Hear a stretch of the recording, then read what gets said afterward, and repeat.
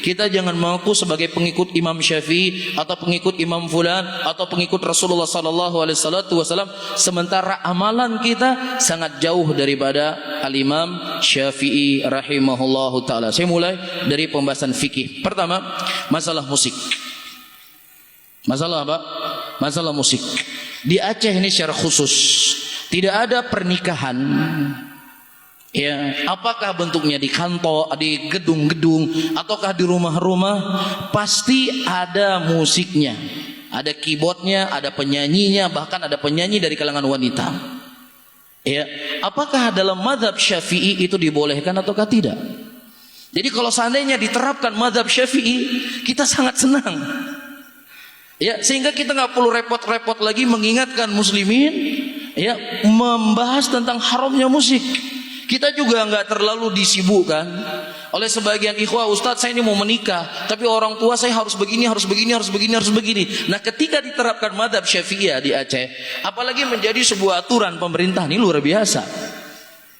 Ya, yang lazimnya tidak boleh akan ada musik di semua acara, karena itu haram dalam mazhab Syafi'iyah. Iya, saya sebutkan di sini, disebutkan oleh Al-Imam Ibnul Qayyim rahimahullah dalam kitab Adabul Qudha. Amma Syafi'i, adapun Imam Syafi'i, beliau berkata dalam kitab beliau Adabul Qudha. Ini salah satu kitab Al-Imam Syafi'i. Innal ghina'a lahun wa makruhun yushabbihul batil wa man istakthara minhu fawa fasiqun taruddu syahadatuhu. Qala wa sara ashabu al-arifuna bimadhhabihi bitahrimihi wa anqaru ala man nusiba ilaihi hilluhu kal qadi Abi Thaib at-Tabari wa Syekh Abu Ishaq wa Ibnu Dabbaq wa Ibnu Sabbagh.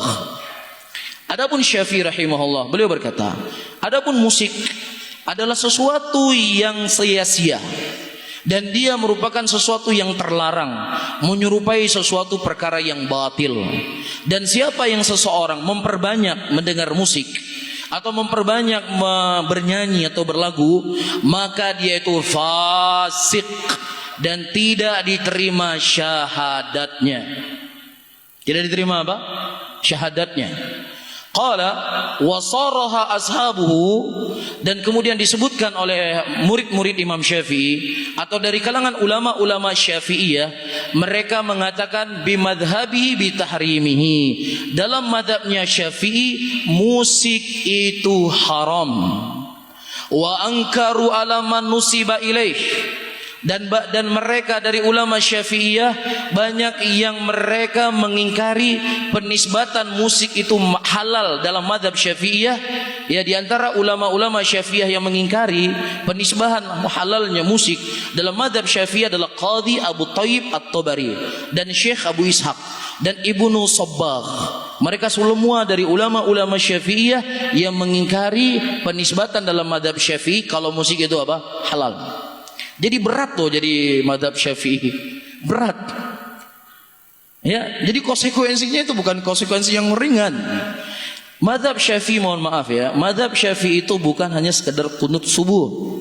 Kita tidak mengingkari bahwasanya dalam mazhab Syafi'i itu ada namanya apa? Qunut subuh. Iya, jadi mazhab Syafi'i bukan ini saja dalam mazhab Syafi'i. Ini musik jelas sekali pembahasan dalam mazhab Syafi'i tentang masalah musik. Dan juga disebutkan oleh Imam Nawawi dalam kitab Ar-Rawdah. Siapa yang mengingkari di sini? Imam Nawawi bukan dari ulama Syafi'iyah. Ada yang mengingkari? Kalau Imam Nawawi bukan ulama Syafi'iyah. Apa kata Imam Nawawi dalam kitab Rawdah di Qismu Tsani? Beliau berkata, ayyughni bi ba'dil alatul ghina bima huwa min syairi syaribil khumur. Luar biasa. Ayyughni bi ba'dil alatul ghina. Adapun orang-orang yang mereka bernyanyi-nyanyi dengan alat-alat musik, ini merupakan ciri khas para peminum khamr. Ini ciri khas peminum khamr. Ya, wahwa mutarribut katunur, yaitu seperti pukulan-pukulan, ya mungkin alat-alat musik seperti hari ini, yang pada waktu itu mungkin ada alat-alat musik yang khusus, ya, yang tentunya bahayanya tidak seperti alat musik di zaman sekarang. Bapak dan ibu-ibu dimuliakan oleh Allah. Kalau seandainya kita mendengar laguan, nyanyi-nyanyi orang Arab, sampai detik ini tahun 2020, musiknya masih musik gambus kan? Betul atau enggak? Musik orang Arab sampai detik ini musiknya musik gambus. Kalau kita kasidahan di Indonesia di tahun 2020, antum bisa bayangkan bagaimana musik di zaman Imam Syafi'i orang Arab, bagaimana dia berlagu. Bagaimana lagi di zamannya Rasulullah Sallallahu Alaihi Wasallam? Mungkin nggak musik orang Arab seperti musik Metallica? Hah? Mungkin nggak musik orang Arab seperti musik-musik hari ini mengumbarkan kemesraan dan lain sebagainya? Musik Arab sampai detik ini, saya ulangi kembali, musik gambus. Jadi mereka berbicara dalam konteks musik-musik gambus itu. Ya, jadi compare, oh itu kan musik yang musiknya model seperti ini haram, ya ini nggak haram. Mas, kapan ada musik di Arab itu musiknya kayak seperti Metallica? Semua gambus modelnya. Isinya adalah pujian-pujian. Sampai detik ini isi orang Arab kalau nyanyian itu pujian-pujian. Bagaimana lagi di zaman Al-Imam Syafi'i atau di zaman Al-Imam An-Nawawi? Ya, kita seorang muslim itu harus cerdas. Taib. Kemudian disebutkan oleh beliau rahimahullah, wasairil ma'azif wal autad, dan seluruh alat-alat musik dan yang semisal dengan alat musik tersebut, yuhramu isti'maluhu wa istima'uhu, haram untuk digunakan dan haram juga untuk dinikmati. Cukup kira-kira? Ini salah satu contoh ya. Contoh yang kedua, dalam mazhab Syafi'iyah. Demikian saya katakan berat ikut mazhab Syafi'iyah. Dalam mazhab Syafi'iyah haram wanita bepergian tanpa mahram.